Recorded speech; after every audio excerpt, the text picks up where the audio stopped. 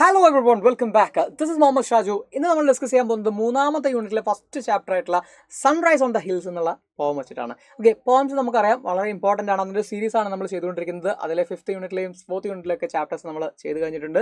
ഇനി നമ്മൾ ഡിസ്കസ് ചെയ്യാൻ പോകുന്നത് 3rd യൂണിറ്റിലാണ്. ഈ പോംസ് ഞാൻ പറഞ്ഞത് നമ്മൾ 10th സ്റ്റാൻഡേർഡിലത് പോലെയൊന്നുമില്ല, കുറച്ചുകൂടെ സീരിയസ് ആയിട്ട് മാർക്സ് വരുന്ന ഒരു 80 മാർക്കിൽ 20 മാർക്കോളം നമുക്ക് പോത്തൊന്നും ചോദിക്കാറുണ്ട്. കഴിഞ്ഞ 2023 ക്വസ്റ്റ്യൻ പേപ്പർ നോക്കുകയാണെങ്കിൽ, പബ്ലിക്കിൻ്റെ ക്വസ്റ്റ്യൻ പേപ്പർ നോക്കുകയാണെങ്കിൽ 18 മാർക്കിലുള്ള ചോദ്യങ്ങളാണ് നമ്മുടെ പോം ഏരിയയിൽ നിന്നും വന്നിട്ടുള്ളത്. സോ ഇതേക്കുറിച്ച് ഡീറ്റെയിൽ ആയിട്ട് പറയാനും അതുപോലെ തന്നെ മാർക്സിനെ പറ്റി മാർക്ക് ഡിവിഷനൊക്കെ പറയാനും എല്ലാ ചാപ്റ്റേഴ്സ് ഡിസ്കസ് ചെയ്യാനും എല്ലാ പോയംസ് ഡിസ്കസ് ചെയ്യാനും ഗ്രാമർ അതുപോലെ ഡിസ്കോഴ്സ് എല്ലാം ഡിസ്കസ് ചെയ്യാൻ വേണ്ടിയിട്ട് ഇന്ന് രാത്രി 7 മണിക്ക് നമ്മൾ എന്ത് വരുന്നുണ്ട്, ലൈവ് വരുന്നുണ്ട്. So don't miss it. ആ ലൈവ് മിസ്സാവരുത്.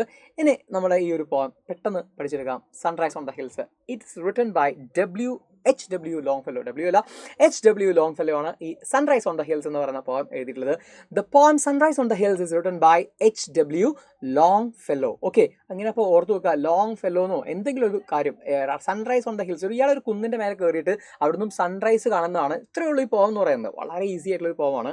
ഒരു കുന്നിൻ്റെ മേലെ കയറിയിട്ട് അദ്ദേഹം സൺറൈസ് കാണുന്നു, അവിടെ കാണുന്ന കാഴ്ചകളൊക്കെ ഒന്ന് ജസ്റ്റ് കവിതയായിട്ട് പറയുകയാണ് ചെയ്യുന്നത്. അപ്പോൾ Longfellow ആണ്. Okay, H.W. Longfellow ആണ് ഇത് എഴുതിയിട്ടുള്ളത്.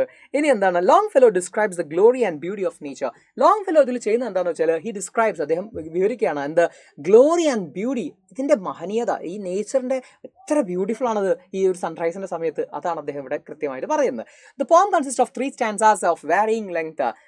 പല പല ലെങ്ത്തിലുള്ള 3 stanzas ആണ് പോയത്തിലുള്ളത്. ഓക്കെ, ആദ്യത്തെ സ്റ്റാൻസ കുറച്ച് വലുതാണ്, ഇവിടെ ലാസ്റ്റ് സ്റ്റാൻസ മാത്രമാണ് കുറച്ച് ചെറുതായിട്ടുള്ളത്. അതെന്താണെന്നൊക്കെ നമുക്ക് പറയാം. The poet is delighted by the magnificent side of nature. നേച്ചറിൻ്റെ ആ മനോഹരമായ അതിമനോഹരമായിട്ടുള്ള കാഴ്ച കണ്ടിട്ട് അദ്ദേഹത്തിന് വല്ലാത്ത സന്തോഷം കൊണ്ടാണ്, ഡിലൈറ്റഡ് ആവുകയാണ് പോയറ്റ് ചെയ്യുന്നത്. The poet is standing on the hill. Poet എവിടെ നിൽക്കുന്നത്, കുന്നിൻ്റെ മേലെയാണ് നിൽക്കുന്നത്. The poem starts with the sunrise amidst the hills. ആ poem starts with the sunrise amidst the hills. കുന്നിൻ്റെ ഈ ഒരു കുന്നിൻ്റെ മുകളിലായിട്ട് അദ്ദേഹം നിൽക്കുന്ന സമയത്ത് അദ്ദേഹം ചുറ്റിലും കാണുന്ന കാഴ്ചകൾ വിവരിച്ചുകൊണ്ടാണ് അദ്ദേഹം ഈ പോയം സ്റ്റാർട്ട് ചെയ്യുന്നത്. The poet observes the changes that occurs in nature when the sun rises.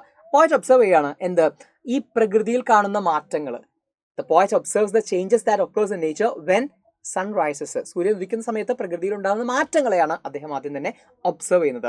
The sky is glorious. ആകാശം നോക്കുമ്പോൾ വളരെ മനോഹരമാവുന്നുണ്ട് ആകാശം, അല്ലേ? നമുക്കറിയാം, രാവിലെയൊക്കെ സൂര്യൻ ഉദിച്ചു വരുന്ന സമയത്താണെങ്കിലും വൈകുന്നേരം സൂര്യൻ അസ്തമിക്കുന്ന സമയത്താണെങ്കിലും എന്തായിരിക്കും, ആ ഒരു ചുവന്ന ശോഭയെല്ലാം നമ്മൾ കാണാറില്ലേ? അപ്പോൾ അതാ പറയുന്നത്, the sky is glorious with the rays of rising sun. ഉദിച്ചുയരുന്ന സൂര്യൻ്റെ പ്രകാശകിരണങ്ങളേറ്റിട്ട് ആകാശം അതിമനോഹരമായിട്ടുണ്ട്. Okay, the sun rises, the rising sun makes the glory of the clouds fade.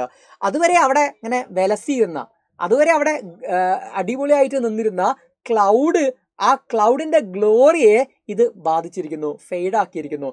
ക്ലൗഡിൻ്റെ ഗ്ലോറിയെ ഫെയ്ഡാക്കിയിരിക്കുന്നു ആര്, നമ്മുടെ ഉദിച്ചുയരുന്ന ഉദയസൂര്യൻ്റെ കിരണങ്ങൾ. Okay, the sun is compared to a warrior. ഇവിടെ പോയിട്ട് സണ്ണിനെ ഒരു വാരിയർ ആയിട്ട് കമ്പയർ ചെയ്യുന്നുണ്ട്, ഒരു യോദ്ധാവായിട്ട് കമ്പയർ ചെയ്യുന്നുണ്ട്.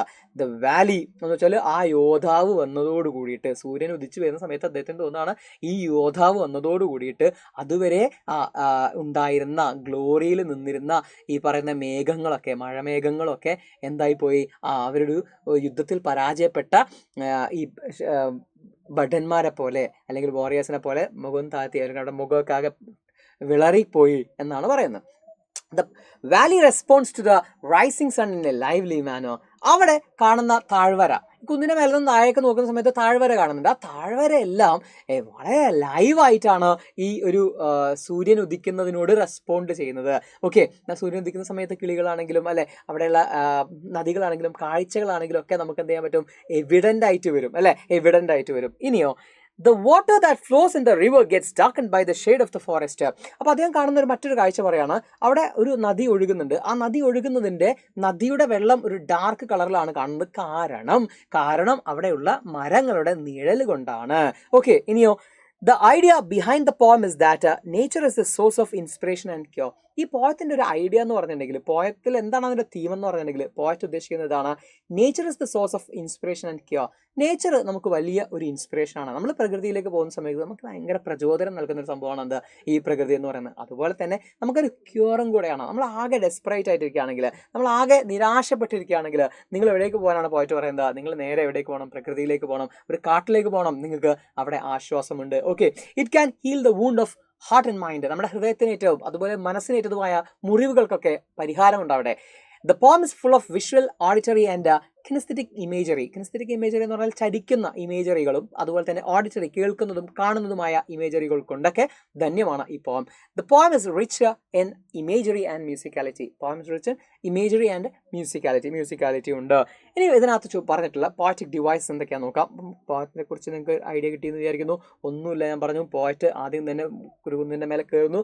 അദ്ദേഹം കാണുന്ന കുറേ കാഴ്ചകൾ മാത്രമാണ് ഇതിനകത്ത് പറയുന്നത്. ഓക്കെ, താഴ്വരകളിലേക്ക് നോക്കുന്നു, അവിടെ കാണുന്ന കാഴ്ചകൾ, ഇവിടെ കാണുന്ന കാഴ്ചകൾ, സൂര്യൻ ഉദിച്ചു വരുന്ന സമയത്ത് മേഘങ്ങൾക്ക് സംഭവിക്കുന്നത്, ഇതെല്ലാം മാത്രമാണ് അദ്ദേഹം പറയുന്നത്. അവസാനം നമ്മളോട് പറയാനുണ്ട്, എനിക്ക് നിങ്ങളോട് പറയാനുള്ളത്, നിങ്ങൾക്ക് ആർക്കെങ്കിലും വല്ലാത്ത നിരാശയുണ്ടെങ്കിൽ, നിങ്ങൾക്ക് അല്ലെങ്കിൽ പ്രയാസമുണ്ട് ജീവിതത്തിലെങ്കിൽ, തീർച്ചയായിട്ടും നിങ്ങൾ എവിടേക്ക് പോകണം?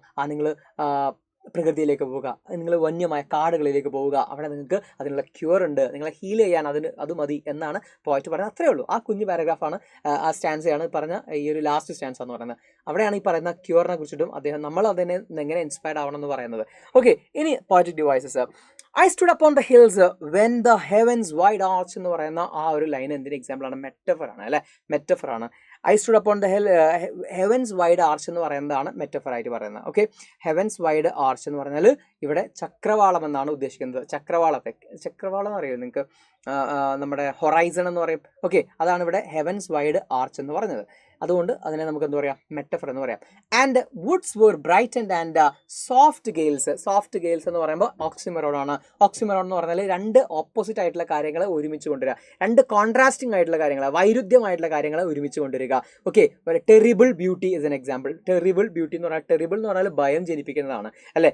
സൗന്ദര്യം എന്ന് പറഞ്ഞാൽ അതിന് നേരെ വിപരീതമാണ്. ഭയം ജനിപ്പിക്കുന്ന സൗന്ദര്യം, ടെറിബിൾ ബ്യൂട്ടി അല്ലെങ്കിൽ ഭയങ്കര സൗന്ദര്യം എന്നൊക്കെ പറയില്ലേ, അതിനെ നമുക്ക് ഓക്സിമറോൺ എന്ന് പറയാം. അതുപോലെ സോഫ്റ്റ് ഗെയിൽ എന്ന് പറഞ്ഞാൽ കൊടുങ്കാറ്റാണ്, അത് ഒരു ഓക്സിമറോൺ എക്സാമ്പിൾ ആണ്. Then and it is the in there fading glory. Fading glory എന്ന് പറഞ്ഞാലും അതെന്തെയാണ്? ഗ്ലോറി, അത് ഓപ്പോസിറ്റ് അല്ലേ. ഗ്ലോറിഫൈ ചെയ്യാന്നൊക്കെ പറയുമ്പോൾ ഫെയ്ഡ് ആവാന്ന് പറഞ്ഞാൽ നേരെ ഓപ്പോസിറ്റ് ആണ്. അപ്പോൾ അത് രണ്ടും കൂടി ഒരുമിച്ച് വെച്ചിട്ടുണ്ട്. ഓപ്പോസിറ്റ് മീൻസ് കോൺട്രാസ്റ്റിംഗ് ആണ്. ഓക്കെ, അപ്പോൾ ഫെയ്ഡ് ഗ്ലോറി എന്ന് പറയുന്നതും അതെന്താണ്? ഓക്സിമറോൺ ആണ്. Like a host in the battles over throne എന്ന് പറയുന്നത് ലൈക്ക് ഉപയോഗിച്ചതുകൊണ്ട് ഒരു ഉപമ നമുക്ക് സിമിലി എന്ന് പറയാം.